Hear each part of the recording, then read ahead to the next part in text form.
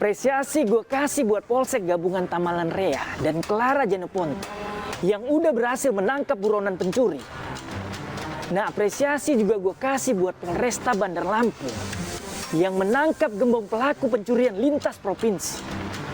Komplotan pencuri ini biasanya ngincer perusahaan atau gudang industri. Dan mereka juga residivis untuk kasus yang sama. Kok nggak ada kapok-kapoknya? Ini gue kasih lihat proses penangkapannya.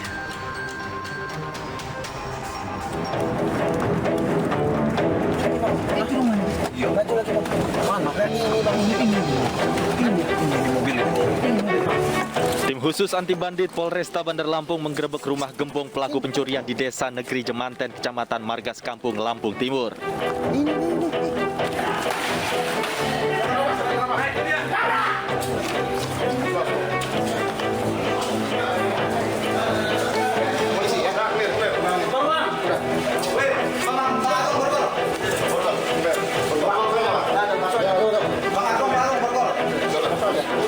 Pelaku sempat bersembunyi untuk menghindari petugas, namun akhirnya berhasil ditangkap dan dibawa ke Mapolresta Bandar Lampung.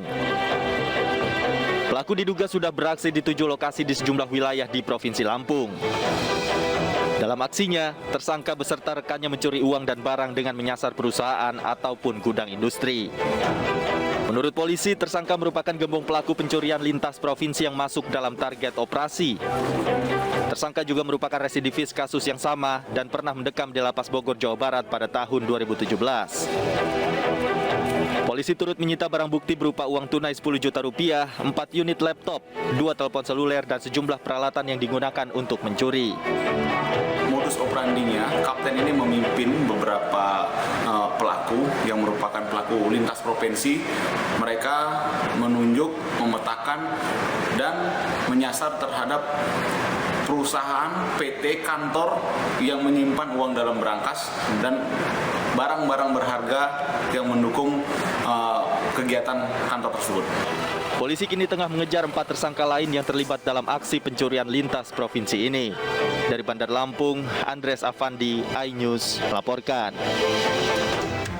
Nah, buat lo yang doyan kuliner, terutama kuliner khas asal Palembang, empek-empek, lo semua harus waspada nih. Karena dari hasil penelusuran tim iNews, ada oknum penjual pempek nakal yang berusaha mencari keuntungan lebih dengan membuat pempek dari bahan ikan busuk. Ini informasinya buat lo.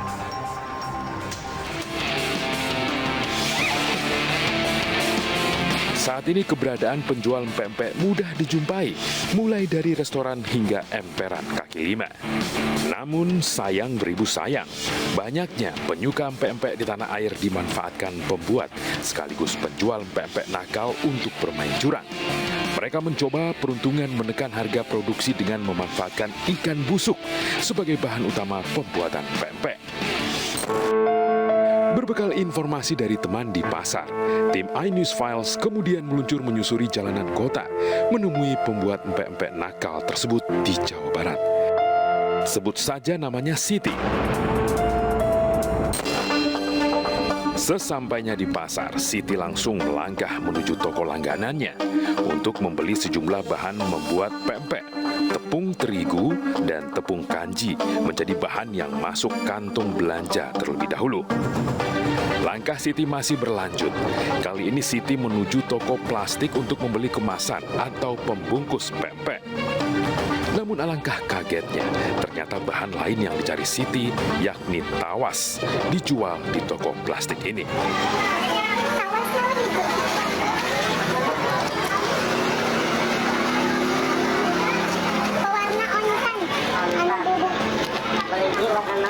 Kayak kuning muda.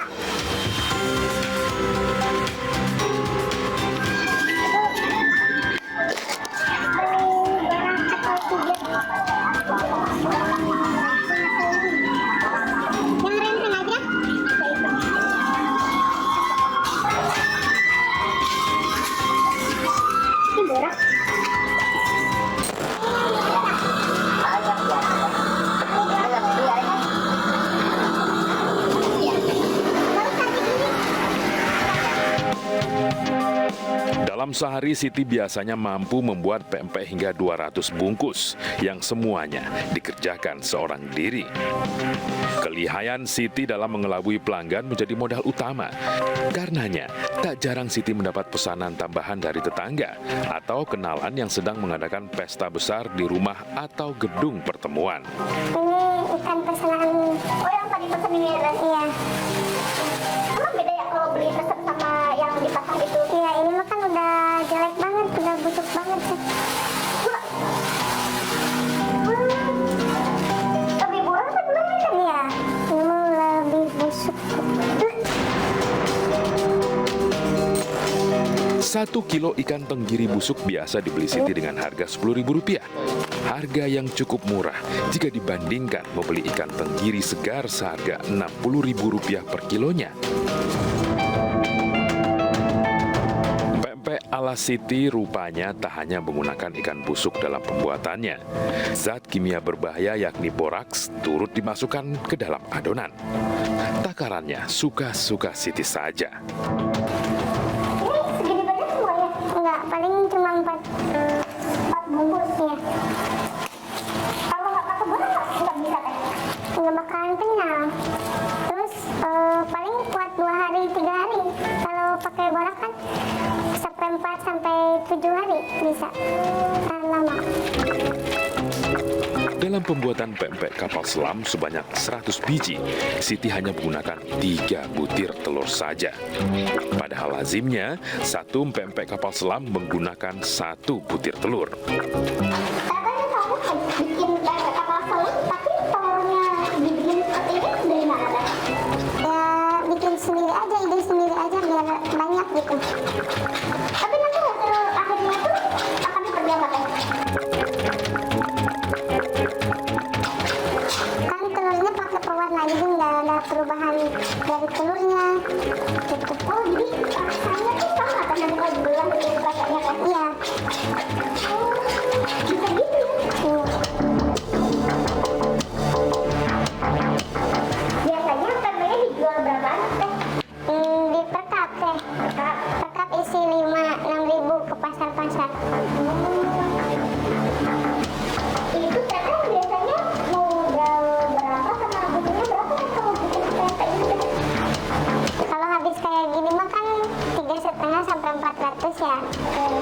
Kalau keuntungannya kalau di pasar-pasar kan di titiknya 10 bungkus ya. 10 bungkus, warung 10 bungkus. Kurang lebih 2 kali lipat deh. 2 kali lipat dari modal awal tuh. Iya. Nah sekarang gue akan kembali membacakan laporan yang masuk. Laporan pertama dari @baby XOXO. Pak Polisi, tolong patrolinya di daerah Sukabumi karena marak geng motor dan begal. Warga yang ingin keluar malam atau dini hari jadi ketakutan. Laporan selanjutnya dari @manggalatama.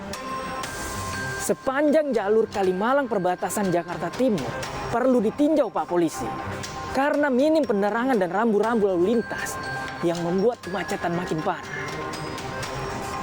Ingat, Anda tidak perlu takut untuk bersuara.